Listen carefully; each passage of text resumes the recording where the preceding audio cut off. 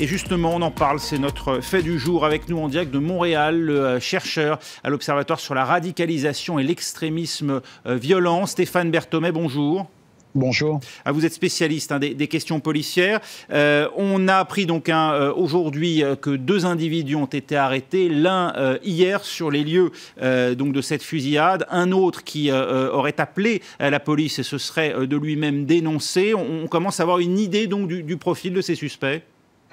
Non, écoutez, pour l'instant, les choses sont justement extrêmement confuses.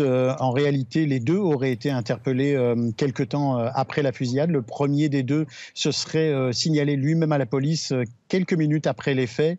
Il aurait donc été interpellé directement. Des armes ont été trouvées dans son véhicule. Mais les choses sont assez compliquées puisque information et contre-information nous sont parvenues dans le courant de la matinée. On parle aujourd'hui de peut-être du fait que l'un des 2 serait considéré en fait comme un témoin. Donc vous voyez que on a aujourd'hui un portrait qui est extrêmement complexe à déterminer. Les soupçons portent, je dirais, spontanément sur des mouvements d'extrême droite. Est-ce que ces mouvements sont puissants au Québec et est-ce qu'on leur connaît un passé d'action violente ?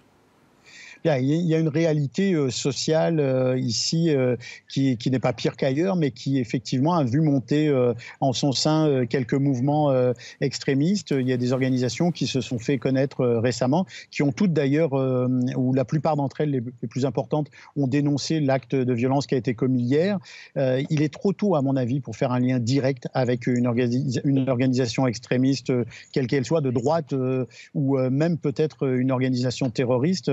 On est vraiment dans les premières heures de l'enquête et les profils des suspects, je vous dirais, me laissent une sorte d'interrogation quand même assez profonde quant à la nature exacte de leur motivation. Oui, d'ailleurs la police confirme à l'instant que l'un des 2 suspects est considéré, l'une des 2 personnes appréhendées est considérée comme suspect effectivement dans ces affaires, l'autre comme simple témoin, c'est ce que vous nous disiez donc à l'instant. On sait qu'un certain nombre de mouvements identifiés comme des mouvements xénophobes ou d'extrême droite ont tenu assez rapidement à se disculper, même à présenter des condoléances aux familles. Oui, parce qu'il y a un débat quand même ici depuis quelque temps qui est assez fort, qui est assez lourd sur les questions d'immigration, sur les questions de religion, de la place de la religion. Donc c'est sûr que ces groupes-là aujourd'hui sentent une certaine pression compte tenu de la situation internationale aussi. Vous savez, on est très près des États-Unis et donc on subit la pression des mesures qui ont été prises par le gouvernement Trump. Ça crée un changement de climat. Ça crée un changement de climat au Québec et plus largement au Canada, l'arrivée de Donald Trump au pouvoir aux États-Unis. Oui, clairement, vous avez entendu Justin Trudeau, le Premier ministre, prendre des positions très claires en disant qu'il était prêt à accueillir toutes les personnes, quelle que soit leur confession, au-delà des questions confessionnelles. On est dans un pays ici qui prône un certain multiculturalisme avec des déclinaisons après en fonction des provinces et des divergences quant à la façon d'appliquer les mesures d'intégration.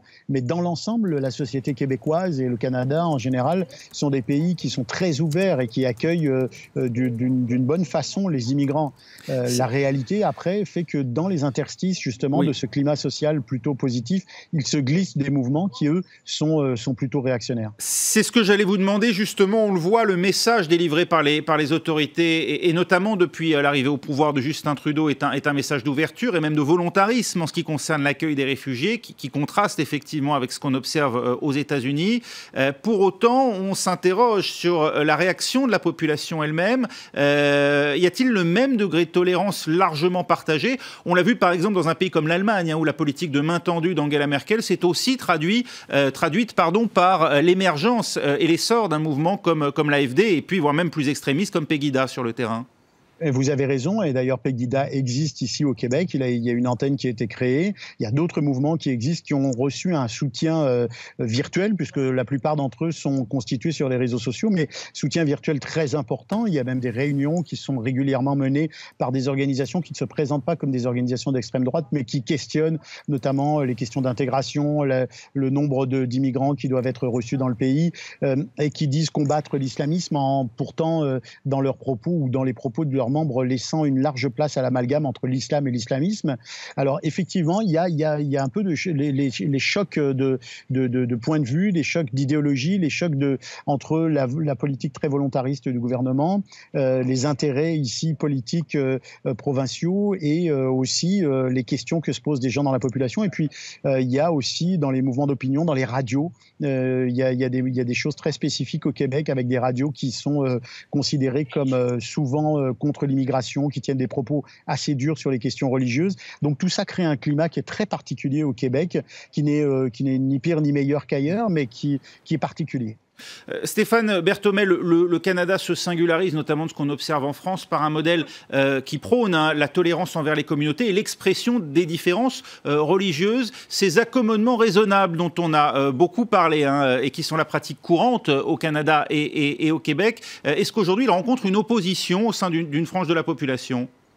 Oui, réellement, c'est à la fois le point fort et le maillon faible de la société québécoise et canadienne dans son ensemble. C'est que d'un côté, il permet d'accepter en son sein des gens dont on va reconnaître la différence, mais d'un autre, il va permettre à des gens qui usent justement de ce droit à la différence et qui en abusent, et notamment les courants intégristes radicaux, d'aller chercher justement dans ces possibilités du système, d'aller chercher le maximum d'avantages et même des fois d'aller jusque dans les recours aux tribunaux pour essayer d'imposer des visions qui clairement ne sont pas conformes aux intérêts de la société québécoise dans son ensemble ou de la société canadienne plus généralement. Alors c'est un équilibre, vous savez, les démocraties sont toujours en recherche d'un certain équilibre.